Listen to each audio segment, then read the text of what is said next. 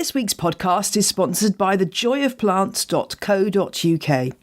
During the next couple of weeks, The Joy of Plants will be showing us all how to achieve wabi-sabi with our house plants. The Joy of Plants invites you to step into the home of London-based botanical artist, florist and prop stylist Yasuyo Harvey for wabi-sabi style inspiration and to get a glimpse of the gorgeous plants in her home. Visit thejoyofplants.co.uk for the latest plant-filled inspiration, care tips and DIY projects.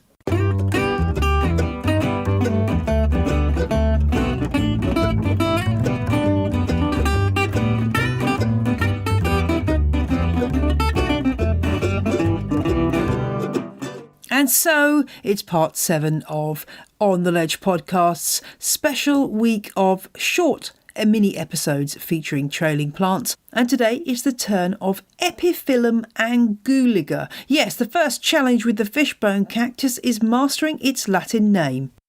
But let's start by breaking it down. The first bit, Epiphyllum, refers to the genus, the plant family for this particular plant, and the epiphyllums are known as the forest cacti because they are cacti, but they grow in forest, you guessed it. Now, they're called orchid cacti as well because the flowers, big and dramatic and often coming up and blooming at night time, look a bit like the gorgeous flowers of the orchid.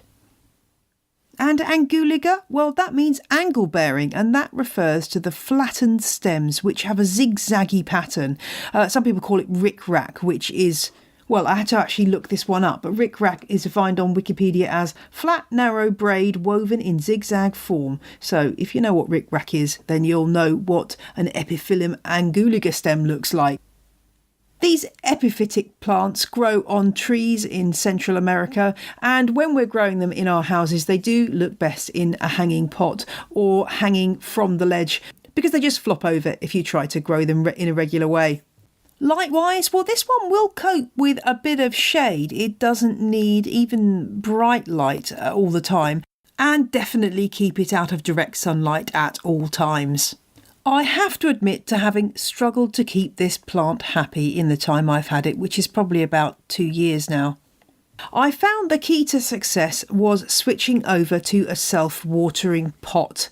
This way the cactus got the regular moisture that it needed and I didn't have to worry about it drying out excessively. One of the perils of trailing plants is we do tend to put these rather high and make them a tad inaccessible. So it's very tempting just to forget once in a while to check how dry they are, and then you find yourself leaving this plant just too dry for it to be happy. Equally though, overwatering doesn't work either. The other misconception is that because this plant is a cactus, it doesn't need high humidity. But of course, this is a forest cactus, so relatively speaking, humidity levels need a bit of a bump up in most modern homes. Whether you do that by grouping, misting, using a humidifier, it's really up to you.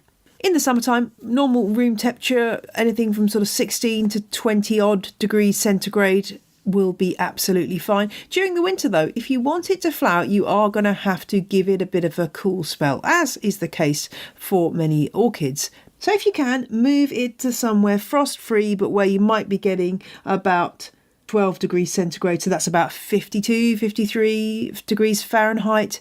That way, hopefully you will get those lovely scented pale whitey yellow flowers that are one of the treats of this plant. And indeed, you can drop this one down to about 4 to 7 degrees centigrade. That's about 40, 45 degrees Fahrenheit. So if you have a greenhouse with a little bit of heat, or you live in a pretty mild climate, this is something you could try to keep outside. It won't be particularly happy in a hot and stuffy, dry air, centrally heated home come the winter time. So that's definitely something to think about when you're trying to keep your rick-rack cactus happy. Potting mix wise, well, a cactus compost is often recommended for this one, but do bear in mind that it's a forest cactus, so you may want to add a little bit more organic material to the mix. It's one of those ones that I'd recommend trying out different things and seeing what works for your plant.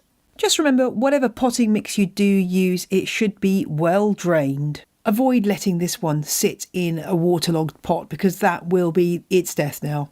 If your plant does start to rot off, quickly take some cuttings before you lose it all. And in fact, taking cuttings is a super easy thing to do, even if you've just got a healthy plant and want to share some of it with others. You need a section of about 10 centimetres stem. Allow that to dry out for a couple of weeks as per any other cactus or succulent cutting, and then pop it in some water or some cutting compost with lots of added sand or grit just to aid drainage. Keep that moist, and before long you'll find that has rooted beautifully. Come spring, I would definitely urge you to take some cuttings of this plant because it really is a lovely one to share with friends. I just love those zigzag stems. They just bring so much joy, and I hope that you're enjoying growing this plant too. If you haven't got hold of one, then you should find them reasonably widely available in specialist houseplant shops and places like Logie's in the US and good garden centres in the UK and other parts of the world. If you've got a particularly lush specimen of Epiphyllum anguliger, I would love to see it, so do send me a picture. That rounds up Trading Plants Week, and I'll be back on Friday with episode 68, where we'll be looking at getting your plants ready for winter with Tommy Tomsberg. I'll see you then. Bye-bye.